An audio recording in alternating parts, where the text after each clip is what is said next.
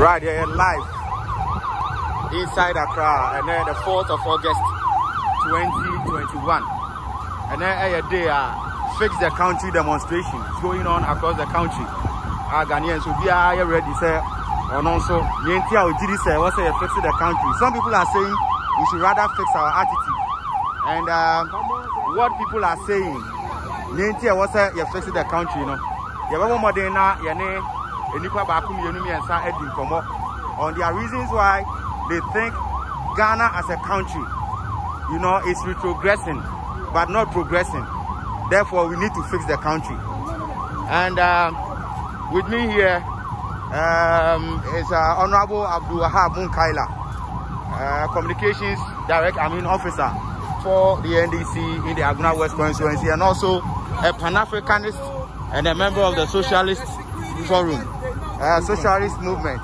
We are live inside Accra. Honorable, you are warmly welcome. Thank you, my brother. How are you doing this morning? I'm fine. How are you too? Yeah, I'm doing great. Today seems to be a great day. How is the feeling, and what brings us here this morning? Thank you, my brother. I think the feeling is great. Today happens to also be 4th August, which is being observed as Founders Day. I think Kwame Nkrumah, the founder of modern day Ghana, should be very proud, because on such an August day, the youth of Ghana decided to wake up to their responsibilities. We want to be responsible citizens. That's enough of the maladministration, malfeasance, the misgovernance, the corruption, and the unemployment. So what the youth are doing is that, well, we are sending a signal, not just to our leaders in this part of the world, but even to the Western world, that look, enough of the imperialism, the backdoor diplomacy, using certain invisible hands to frustrate our economy and all those things. But first of all, I think we need to focus on our leaders on the continent. So that is exactly what we are doing. So what we are doing here is not a partisan movement. It is a youthful protest to send home our signal that look, the African youth is going to wise up.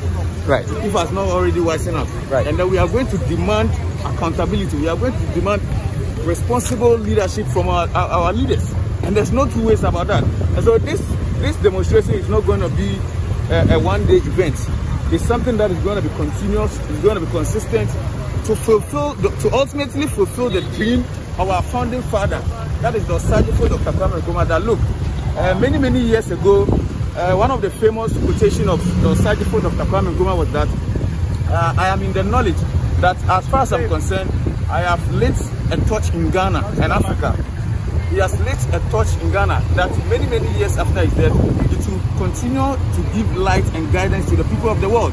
So when you see us today, and that is what I'm saying, Nkrumah will be proud, that the light that he spoke about many years ago, the Ghanaian youth today are seeing the light. And I said that no, enough of the negative things that are happening. So we are protesting to send home those signals. Okay, may I also ask, now we are saying we should fix our attitude rather than fixing the country. There are issues of malfeasances, misapplication, embezzlement in our state institutions. So if we are saying that we should fix the country rather than saying fixing our attitudes, how do you complement these two? Look, I believe everything in this world is about leadership, and the rest is effect. If citizens are not have good bad attitude, that's why we have laws. I'm sure the police are here to enforce the laws. Why are they here to enforce the laws? Because somebody somewhere discharged them. So the same way, if the leaders who have the onus and responsibility, who have been paid for our taxpayers' money, to take decision for us, to think for us, turn around to tell us to fix our attitude, it is insulting enough. But you see, it is part of the culture day of those that over the years, the Ghanaian is always respectful and a bit timid, that whatever the authorities are doing, whether good or bad, we are not going to complain. And we are saying that enough of those things. So I think they should cut off the slack and stop telling us to fix our attitude. We pay them to ensure that if our attitude are not fixed, they should fix it up. We vote for them to take those decisions for us. So I think it's a non-starter for them to be arguing that we should fix our attitude. I mean, if we are bad, that is why even in the house, in schools. But does it not sound appropriate to say maybe Ghanaians should fix our attitude, because we have a lot of challenges concerning sanitation. We have issues of corruption and procurement is happening and all those stuff. So you have to fix our attitude, I think, in the right direction. Interestingly, yesterday I watched a video, I think it was from the US, and a citizen of the US happened to park his car on his private, in his personal home, and he parked the what do you call it? He parked his car on his lawn, I mean grass, and straight away the police officer there gave him a ticket. That even if it's your own house, it's against the laws, the bylaws of the town for you to do those things. So if I break the law and law enforcement agencies do nothing, you don't blame the citizens that to fix attitude. That is why we have police officers. That is why we have all those agencies. That if citizens break the law, you enforce it. So that is what I'm saying. And those duty of enforcement is the duty that is, in the hands of, somebody that we have voted for, somebody that we are paying. And so that is what we are talking about. So what are some of the major issues that you can say that as a country the leaders need to fix? From your point of view? Like I have told you, I think the things that they need to fix are numerous.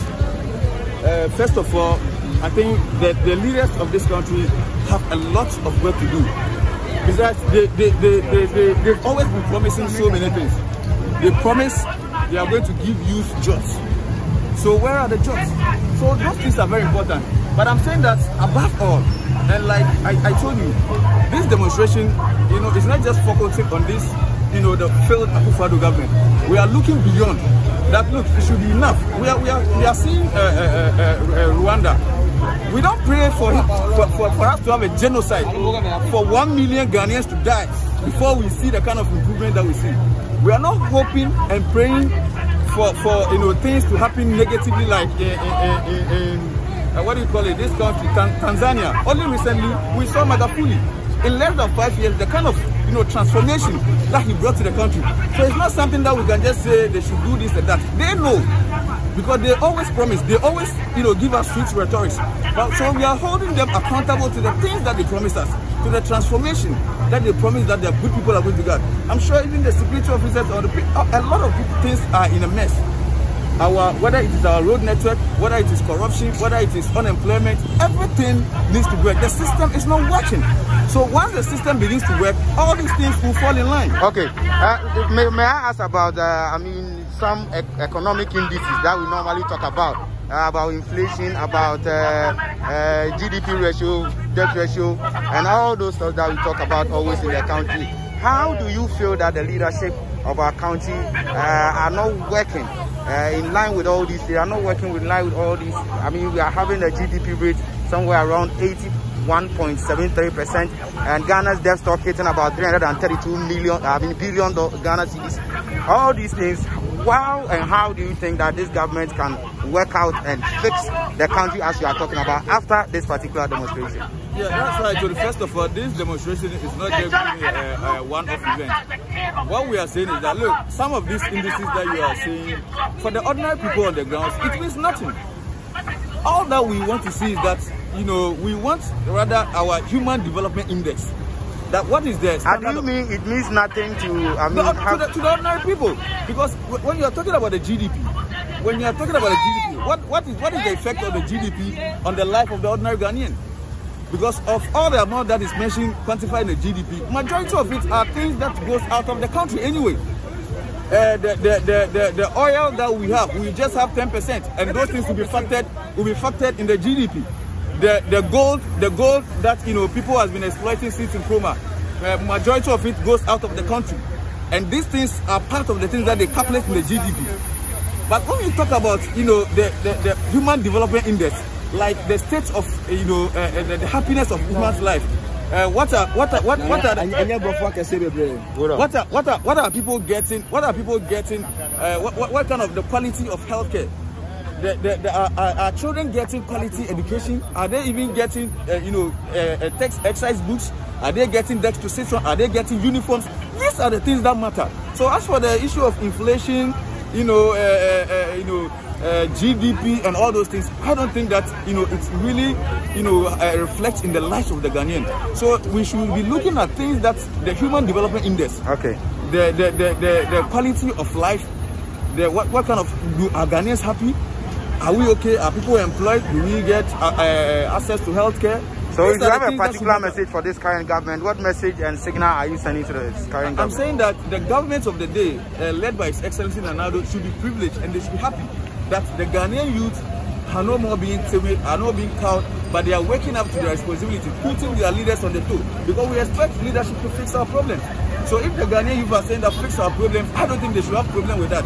But they should look within and then, look at the positive and then work according to that for us. Okay. We'd like to thank you very much for interacting with us. As we are still live here inside Accra. We are heading towards the Independence Square, and still is the Fix the Country demonstration that we are having here. We'll be back soon with the rest of the updates. Stay tuned.